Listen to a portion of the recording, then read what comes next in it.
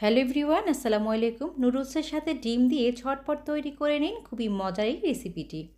শীতের সন্ধ্যায় এমন একটি রেসিপি হলে আর কিছুই লাগে না।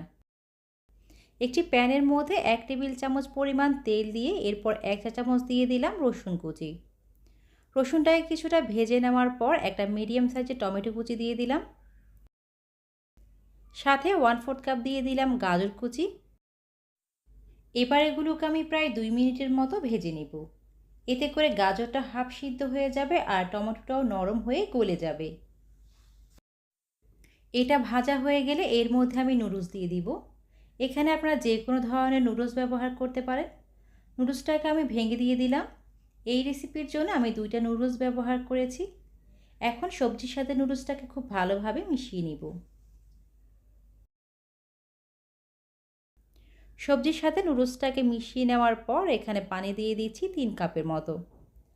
আজকে যেহেতু নুডলস স্যুপ রান্না করব সেক্ষেত্রে পানিটা একটু বেশি দিয়েছি।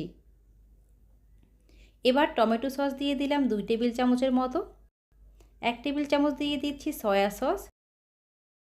সাথে নুডলসের যে মশলাটা আছে সেটা দিয়ে দিলাম।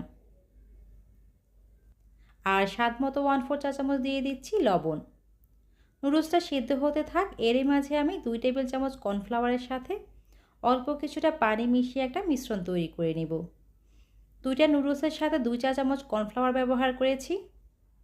নুডলসটা যখন 50% সিদ্ধ হয়ে যাবে এই পর্যায়ে কর্নফ্লাওয়ারের মিশ্রণটা দিয়ে দিলাম। এটা দেওয়ার সাথে সাথে নুডলসের মধ্যে এটাকে খুব ভালোভাবে মিশিয়ে নিতে হবে যাতে জমাট বেঁধে না যায়। আর এটা দেওয়ার কারণে নুডলসটা অনেক ঘন হতে শুরু করবে।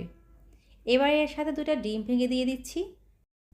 ডিমগুলো দেওয়ার পর উপর থেকে দিয়ে দিচ্ছি কিছু কাঁচামরিচ কুচি। ঝালটা পছন্দ মতো দিয়ে দিবেন। সাথে 2 টেবিল চামচের মতো দিয়ে দিলাম পেঁয়াজ পাতা কুচি আর কিছু ধনে পাতা কুচি দিয়ে দিলাম। এবার চুলার ফ্লেমটাকে লো করে দিয়ে একটা ঢাকনা দিয়ে ঢেকে এটাকে রান্না করব যতক্ষণ না ডিমগুলো সিদ্ধ হয়ে আসছে। কিছুক্ষণ পরে ঢাকনাটা সরিয়ে দেখছি ডিমটা সিদ্ধ হয়েছে কিনা। ডিমটা সিদ্ধ হতে আমার প্রায় 5 মিনিটের মতো সময় লেগেছে। ডিমটা সিদ্ধ হয়ে গেছে, এ পর্যায়ে এটাকে নামিয়ে নিচ্ছি। শীতের সন্ধ্যায় যদি গরম গরম এরকম এক বাটি স্যুপ থাকে তাহলে তো আর কিছুই লাগে না।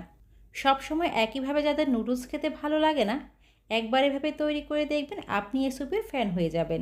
তবে অবশ্যই এটা সার্ভ করার আগে 1 টুকরো লেবু চিপে দিয়ে দিবেন। যারা শীতের রাতে ভাত খেতে চান না তারা চাইলে এইভাবেই বানিয়ে খেতে পারেন। রেসিপি কেমন লেগেছে কমেন্টস করে জানাতে ভুলবেন না। আর আমাদের পেজে নতুন হয়ে থাকলে পেজটাতে ফলো দিয়ে রাখবেন। আজ এ পর্যন্তই। ভালো থাকবেন সবাই। আল্লাহ হাফেজ। আসসালামু আলাইকুম।